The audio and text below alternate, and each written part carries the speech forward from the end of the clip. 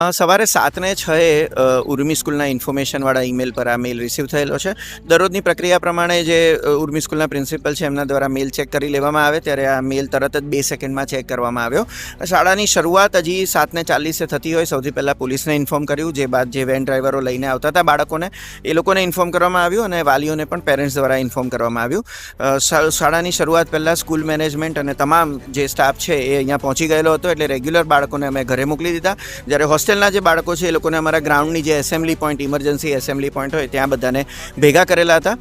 તરત જ પોલીસના ઉચ્ચ અધિકારીઓ સાથે બોમ્બ સ્કોડ ને એસઓજીની ટીમ પણ અહીંયા પહોંચી હતી અને બસ, જે સ્કૂલ બસ છે, સ્કૂલ વેન છે અને તમામ સ્કૂલની જે 5 માળની પ્રિમાઇસીસ, હોસ્ટેલ પ્રિમાઇસીસ બધું જ અત્યારે ચેક કરી દેવામાં આવ્યું છે, જેમાં કોઈ પણ જાતની શંકાસ્પદ વસ્તુ મળેલ નથી.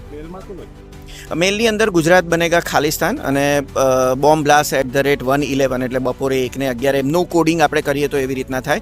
અને નરેન્દ્ર મોદી સાહેબ અને અમિત શાહ સાહેબનો પણ ઉલ્લેખ એની અંદર કરવામાં આવેલો હતો.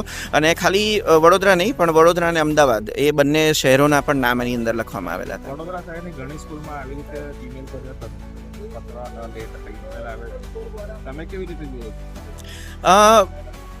ઘણા સમયથી આ વસ્તુ ચાલી રહી છે અને હવે શિક્ષણ વિભાગમાં ને જ્યારે બાળકોની ઉપર આ વસ્તુ આવી રહી છે તો પોલીસે આ જે મેલ આવી રહ્યા છે એ મેલ ઘણા બાઉન્સ સર્વરો ઉપરથી આવી રહ્યા છે, પણ કંઈક ઠોસ આપણે સિસ્ટમ બનાવવી પડે કે જેના દ્વારા આ જે અસામાજિક તત્વો છે જે હવે શિક્ષણ વિભાગના અને ખાસ જે નાના બાળકો સુધી પહોંચવાની તૈયારી કરી રહ્યા છે તો એની સામે કડક કોઈપણ જાતનો પગલાં લેવા જોઈએ. અને ખાસ જે આ દેશ વિરોધી પણ જે આ મેલ કરવામાં આવે છે તો એ લોકોને જે જ્યારે અરેસ્ટ કરવામાં આવે કે જ્યારે કોઈ પણ જાતની એ લોકો પર કાનૂની કાર્યવાહી કરવામાં આવે એ તરત કરવામાં આવે અને સખતમાં સખત કરવામાં આવે.